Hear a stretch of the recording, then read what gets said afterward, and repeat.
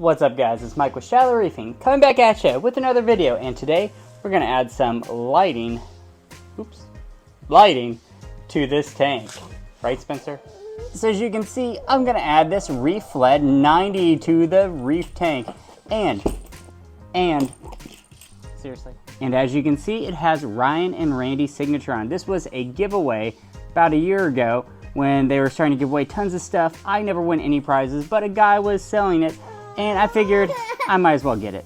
Right, Spencer? I never win prizes. So I gotta add this ReefLED 90 to my AquaticLife T5 hybrid fixture. And there are not very many videos on this subject. There's like a post or two on forums, so I'm gonna show you guys how to do it.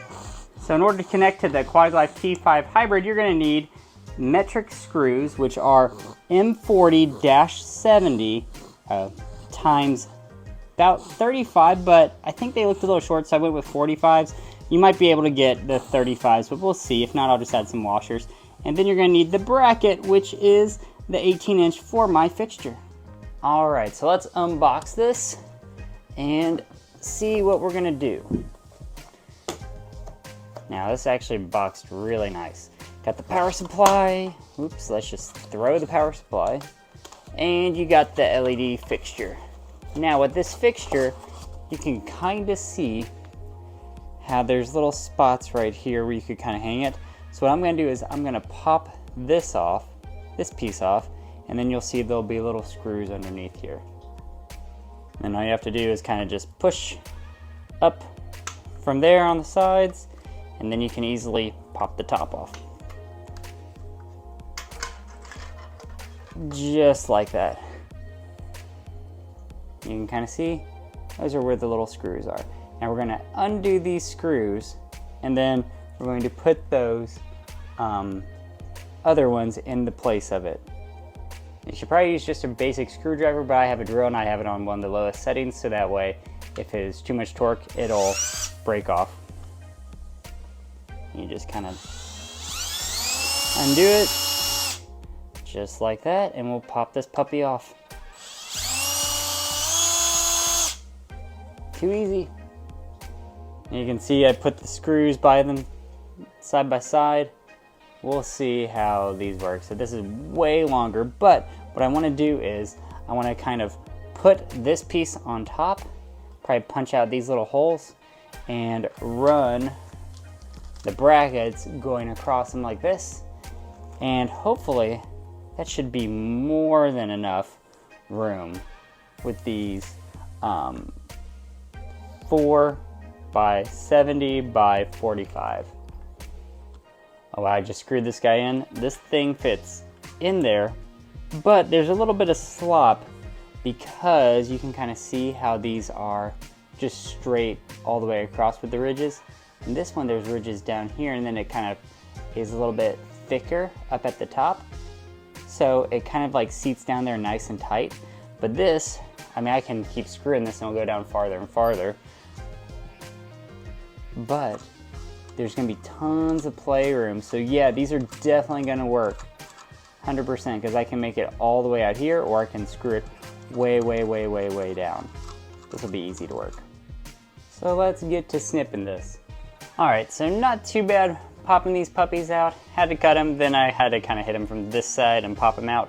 But all we're gonna do is snap it back on, and then we're going to put these guys in. Okay, so it doesn't snap on because these pieces snap onto the screw head. So because there are no screw heads, it's gonna be kind of a little bit loose there. But that's not a big deal, because we're gonna do something like that and screw it in. Yeah, I might throw a washer in there. Yeah, we'll probably throw a washer in just to make sure that it's not too loose.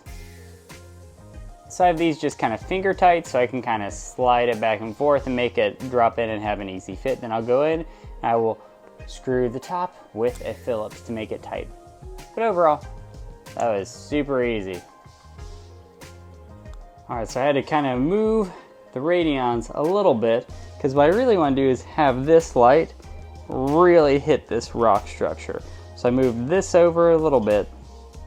This radion's still going right down the middle. This guy going a little bit right there, so this should add it. You can definitely tell that sits down much, much farther than the Radions. A little bit less recessed than the Radions. But that's why they have this little like dome shape there, so that it protects your eyes from any light spillage. So we'll see, it might look a little different, but I'm pretty happy with it right now. Make sure you get them in these tracks. You can also put little screws in here that I have. I didn't put them for the other ones just because, I mean, these guys, unless you're gonna whack them, they're not gonna come up. And I don't plan on touching these once they're in here. All right, so let's connect this up and turn it on when the lights are ready.